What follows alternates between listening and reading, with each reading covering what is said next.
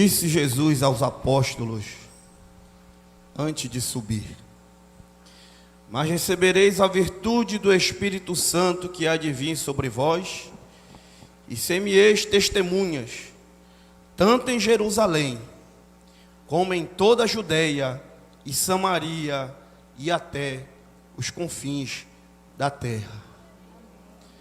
Esta foi uma promessa que Jesus deu aos apóstolos. E quando esta promessa se cumpriu, a descida do Espírito Santo, eles foram revestidos de poder, profetizaram, falaram em línguas, regozijaram, se alegraram, e muitas coisas começaram a acontecer. Mas a palavra de Deus disse que eles deveriam ser testemunha não só em Jerusalém, mas eles deveriam sair para a Judeia, para Samaria, e depois chegar até os confins da terra. E nós observamos que a igreja, até o capítulo 8, ficou um pouco acomodada com aquilo, ficou satisfeita com aquilo, mas a palavra de Deus tinha que se cumprir, o evangelho tinha que prosseguir. Então Deus precisava de um homem que tivesse ousadia, um homem que fosse determinado, um homem que tivesse sentimento em fazer algo para Deus. E aí então Deus levanta um homem chamado Saulo de Tarso. Aos olhos dos cristãos, Saulo de Tarso estava fazendo algo errado, perseguindo os cristãos, como nós vemos no capítulo 8. Mas aquilo era um plano de Deus.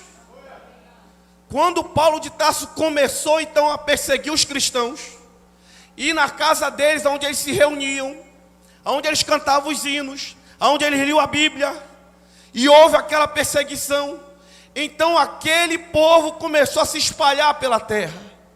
Saíram de Jerusalém e foram para a Judeia, saíram de Jerusalém e foram para Samaria. E ali então o poder de Deus mais uma vez se manifestou. Paralíticos começaram a andar, pessoas que estavam endemoniadas foram libertas. Mas nós observamos que a palavra de Deus diz que eles deveriam ir até os confins da terra. Então mais uma vez Deus usa quem? Saulo de Tarso. E mais uma vez Saulo de Tarso agora vai a Samaria, aonde eles estavam. E ali então Saulo de Tarso começa a perseguir em Samaria, e então eles começaram a ir pela Judeia, começaram a sair, começaram a levar o evangelho.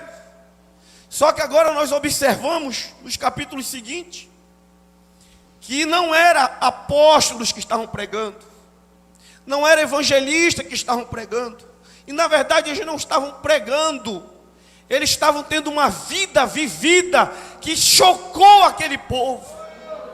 Quando eles viram testemunho daquelas irmãs, quando eles viram testemunho daqueles homens que mesmo sendo perseguidos, mesmo sendo lançados aos leões, mesmo sendo queimados, mas eles continuavam crendo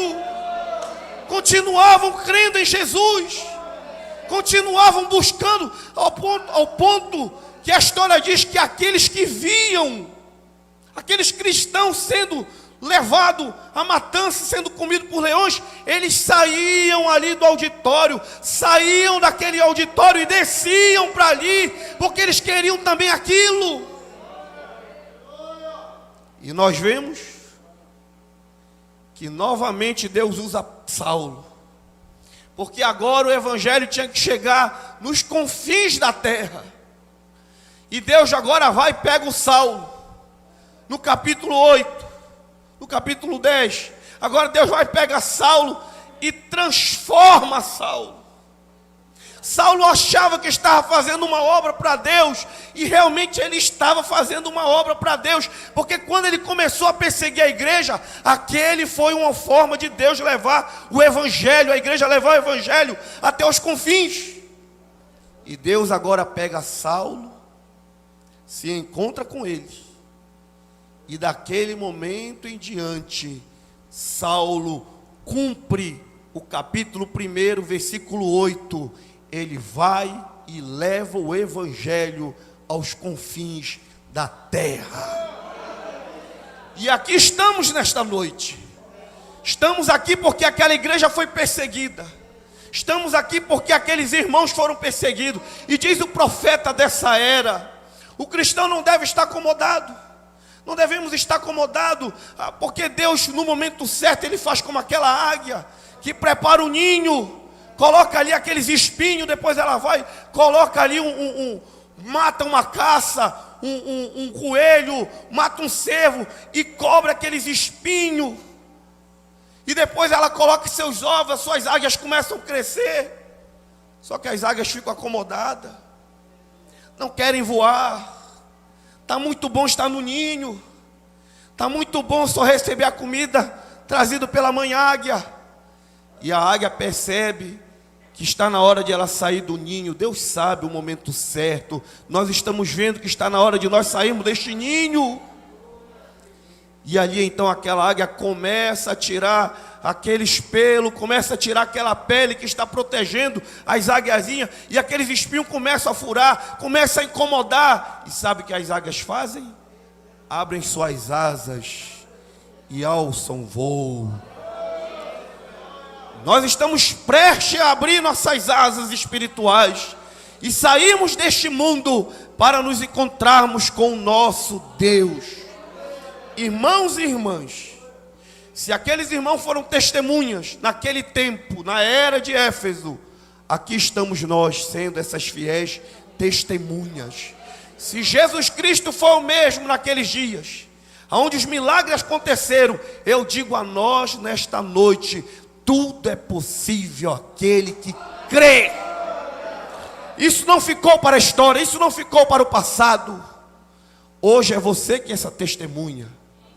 É através de nós, nesta noite, que nós vamos ver os paralíticos andar, os cegos ver, os espíritos imundos saindo das pessoas, os lares sendo restaurados, vidas sendo restauradas. Creia nesta palavra em nome do Senhor Jesus Cristo.